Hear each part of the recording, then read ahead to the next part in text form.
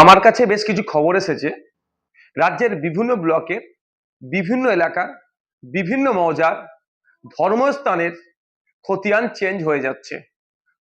ধর্মস্থানের মালিকানাও change হয়ে যাচ্ছে।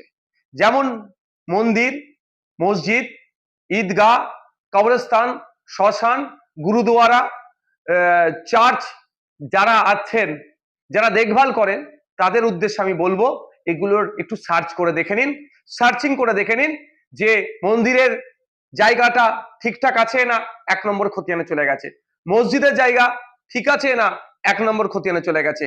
ঠিক একইভাবে শ্মশান, কবরস্থান, গুরুদুয়ারা, চার্চের যেগুলো জায়গাতে আছে এগুলো একটু লক্ষ্য রাখুন।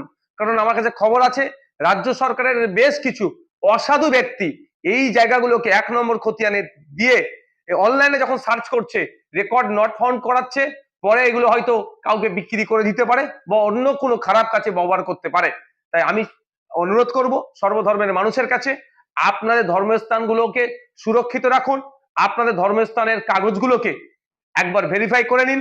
যদি দেখেন যে এই কাগজে অর্থাৎ আপনার মাদ্রাসা, মসজিদ, কবরস্থান, ঈদগাহ, শ্মশান, আপনার মন্দির, গুরুদুয়ারা বা যে কোনো জাহের থান, যে কোনো জায়গা হোক না কেন, যদি দেখেন যে 1 নম্বর খতিয়ানে চলে গিয়েছে বা রেকর্ড নট ফাউন্ড দেখাচ্ছে, সাথে সাথে আপনার ব্লকের বিএলআর অফিসে যাবেন, গিয়ে একটা মিসকেস করবেন বা যেটাকে অভিযোগ বলে একটা অভিযোগ দায়ের করবেন, তার রিসিভ রাখবেন যে এটা ভুল হয়েছে, রেকর্ডটাকে সংশোধন করানো হোক।